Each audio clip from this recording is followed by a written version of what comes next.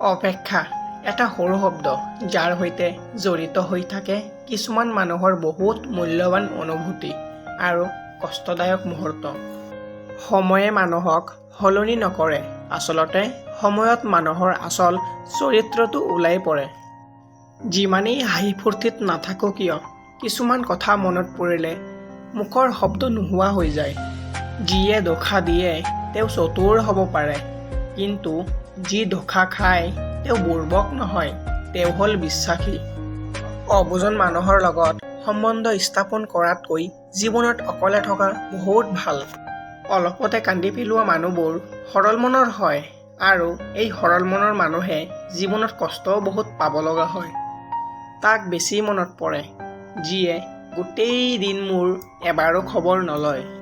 কান্দি নিজক প্ৰকাশ কৰাটো তেনেও সহজ, কিন্তু একপুৰা জুই বুকুত লৈ মুখত হাঁহি থকাটো বহুত কঠিন। পৃথিৱীত ভালপোৱাৰ অধিকাৰ সকলোৰে আছে, কিন্তু পোৱাৰ অধিকাৰ নাই। সকলো কথাৰ উত্তৰ কথাৰে দিয়া নাযায়, কিছুমান কথাৰ উত্তৰ মৌনতাৰেও দিয়া যায়। যিমানেই ডাঙৰ হৈছোঁ আনন্দবোৰ সিমানেই দূৰত হেৰাই গৈছে। কিছুমান বস্তু গুচি গ'লে আকৌ কেতিয়াও ঘূৰি নাহে। দলিয়াই দিয়া শিলগুটি, মুখৰ পৰা ওলাই যোৱা কথা, হেৰাই যোৱা সুযোগ, পাৰ হৈ যোৱা সময়, আৰু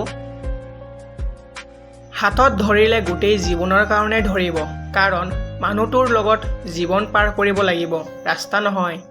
টকাৰে সকলো কিনিব পাৰি, কিন্তু ভালপোৱা কিনিব নোৱাৰি। হেৰাই গ'লে সকলো ঘূৰাই পোৱা যায়, কিন্তু বিশ্বাস ঘূৰাই পোৱা নাযায়। যিবোৰ ছোৱালীৰে কথাই কথাই খং দেখুৱাই, চাব এসময়ত সিহঁতে লক্ষী বোৱাৰী হয়। তোমাৰ উন্নতিত যিসকলে হিংসা কৰে, বিচাৰি চোৱা বেছিভাগেই তোমাৰ চিনাকি। ভাল মানুহক কোনেও ভাল নাপায়, ব্যৱহাৰ কৰাৰ চেষ্টা কৰে। কিছুমান দূৰত্বেও ভালপোৱা বঢ়ায়, আৰু কিছুমান দূৰত্বেও ভালপোৱা হেৰুৱায়। জীৱনৰ প্ৰয়োজনত যদি আপুনি কেতিয়াবা নিজকে সলনি কৰিব লগা হয়, তেনেহ'লে সেইটোকে কৰক। হয়তো অলপ কষ্ট হ'ব, তথাপিও যিজনে আপোনাৰ মূল্য নুবুজে তেওঁৰ বাবে অপেক্ষা কৰি নাথাকিব, আগবাঢ়ি যাওক জীৱনত। নিজৰ কৰ্ম কৰক, পৰিশ্ৰম কৰক, সফলতা এদিন আহিবই। হঠাৎ ডাঙৰ মানুহ হৈ উঠা মানুহৰ পৰা সাৱধান, কাৰণ তেওঁলোকে পাহৰি যায় তেওঁলোকৰ আগৰ অৱস্থাৰ কথা। এই পৃথিৱীৰ সকলোৱে আপোনাৰ লগত বেইমানি কৰিলেও কিন্তু যিখিনি কষ্ট আপুনি কৰিব, নিজকে শক্তিশালী হিচাপে যদি গঢ়ি তুলিব নোখোজে, তেনেহ'লে আপুনি শিকি লওক অকলে থাকিবলৈ। সময়বোৰ কিন্তু আপোনাৰ নিজৰ। কষ্ট আৰু ইচ্ছা কৰিলে সময়বোৰক সোণৰ দৰে সজাবও পাৰে। যদি বিচাৰে সময়বোৰক ভুল এজনৰ সৈতে কটাই নষ্টও কৰিব পাৰে। অতীতক পাহৰিবলৈ সাহস লাগিব, বৰ্তমানৰ সৈতে যুঁজিবলৈ শক্তি লাগিব, আৰু ভৱিষ্যতে যি হ'ব ভালেই হ'ব বুলি ভাবিবলৈ ভৰসা লাগিব। যেতিয়া এজন ব্যক্তিৰ সময় বেয়া যায়, তেতিয়া কোনোৱে তেওঁৰ হাত নধৰে, সকলোৱে তেওঁৰ ভুল ধৰে।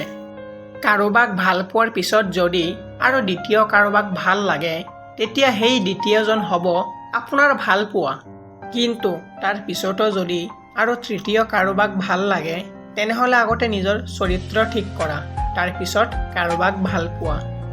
কথা ক'বলৈ সকলোৱে জানে, কিন্তু বহুতেও নাজানে যে কোনটো কথা ক'ত, কেতিয়া, কিদৰে ক'ব লাগে, আৰু কেতিয়া মনে মনে থাকিব লাগে। স্বাৰ্থপৰ মানুহে তেতিয়ালৈকে তোমাক গুৰুত্ব নিদিয়ে যেতিয়ালৈকে তুমি তেওঁলোকৰ বাবে একো নকৰা। নিজৰ হাঁহিৰে জগতখনক পৰিৱৰ্তন কৰিবলৈ চেষ্টা কৰা, কিন্তু ধ্যান ৰাখিবা জগতখনে যেন তোমাৰ হাঁহিক পৰিৱৰ্তন কৰিব নোৱাৰে। চাহ কাপত ভিজোৱা বিস্কুটে আমাক এটাই শিক্ষা দিয়ে, কাৰো প্ৰতি মানুহ ডুবি নাযাবা যে নিজকেই ভাঙি যাবলগীয়া হয়। কোনেও ব্যস্ত নহয়, যাক তোমাৰ যিমান প্ৰয়োজন তেওঁ তোমাক সিমানেই গুৰুত্ব দিব। ভিডিঅ'টো যদি ভাল লাগিছে তেনেহ'লে প্লিজ এটা লাইক কৰি দিব, আৰু ভিডিঅ'টো চাই কেনে পালে কমেণ্ট কৰি নিশ্চয় জনাব। আৰু চেনেলটোত যদি নতুনকৈ আহিছে তেনেহ'লে চেনেলটো ছাবস্ক্ৰাইব কৰি আমাৰ লগত থাকিব। ধন্যবাদ। ভালেই থাকিব, সুস্থ থাকিব।